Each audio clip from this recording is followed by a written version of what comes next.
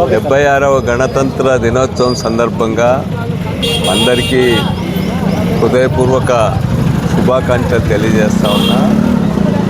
ఈరోజు మన రాజ్యాంగం ఎంతో విశిష్టమైంది. ఇంత సువిశాలమైనటువంటి భారతదేశాన్ని, వేల కులాలు మతాల సమాహారంగా ఉన్నటువంటి భారతదేశాన్ని కలిపి ఉంచగలిగిందంటే ఇందులో రాజ్యాంగం యొక్క ప్రాధాన్యత చాలా ఉంది.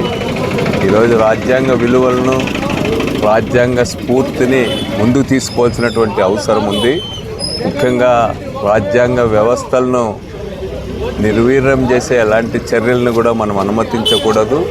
ముఖ్యంగా జ్యుడిషియరీ, ఎన్నికల కమిషన్ లాంటి వ్యవస్థలు మరింత పటిష్టంగా, మరింత డెమోక్రటిక్గా ముందుకు పోవాల్సినటువంటి అవసరం ఉంది.